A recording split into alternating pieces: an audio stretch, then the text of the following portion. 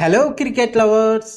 ఈ రోజు cricket topic ఏంటంటే సౌత్ ఆఫ్రికా జింబాబ్వే మధ్య జరుగుతున్న రెండవ టెస్ట్ లో కొన్ని ఆసక్తికరమైన సంఘటనలు జరిగాయి. సౌత్ ఆఫ్రికా రెగ్యులర్ కెప్టెన్ అయిన టీమ్ బాబుమా అందుబాటులో లేకపోవడంతో సౌత్ ఆఫ్రికా తాత్కాలిక కెప్టెన్ గా కేశవ్ మహాదేవ్ ను నియమించారు. జింబాబ్వేతో రెండవ టెస్ట్ కు కేశవ్ మహాదేవ్ కూడా అందుబాటులో లేకపోవడంతో మరో ప్లేయర్ అయిన వియాన్ ముల్దార్ ను తాత్కాలిక కెప్టెన్ గా నియమించారు. జింబాబ్వే సౌత్ ఆఫ్రికా మధ్య రెండవ టెస్ట్ ప్రారంభమైంది. మొదటి రోజు ఆట ముగిసే సమయానికి సౌత్ ఆఫ్రికా 4 వికెట్ల నష్టానికి 465 పరుగులతో ఉంది. వియాన్ ముల్దార్ 259 బంతుల్లో 264 పరుగులతో అజేయంగా క్రీజులో ఉన్నాడు. రెండవ రోజు కూడా వియాన్ ముల్దార్ దూకుడు మామూలుగా లేదు. జింబాబ్వేకు ఏ మాత్రం అవకాశం ఇవ్వకుండా 297 బంతుల్లో ట్రిపుల్ సెంచరీ చేశాడు. క్రికెట్ చరిత్రలో తక్కువ బంతుల్లో ట్రిపుల్ సెంచరీ చేసిన రెండవ ప్లేయర్ గా నిలిచాడు. వియాన్ ముల్దార్ 334 బంతుల్లో 367 పరుగుల వద్ద ఉన్నాడు. అప్పుడు వెస్టిండీస్ దిగ్గజ ఆటగాడైన బ్రియన్ లారా నెలకొల్పిన 400 పరుగుల రికార్డును బ్రేక్ చేయడానికి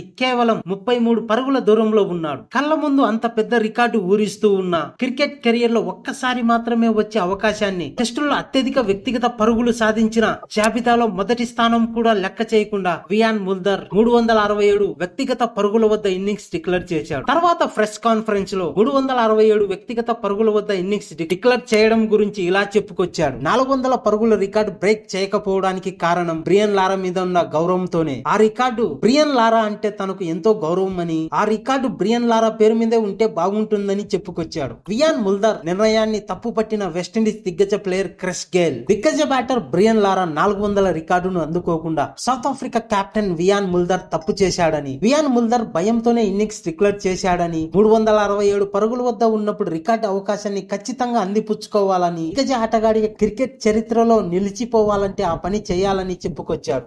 ఆ రికార్డు కోసం ప్రయత్నించకపోవడం ముల్దార్ వైపు నుంచి జరిగిన పొరపాటని, నాకు 400 పరుగులు చేసే అవకాశం వస్తే ఖచ్చితంగా పూర్తి చేస్తానని క్రిస్ గేల్ అభిప్రాయపడ్డాడు.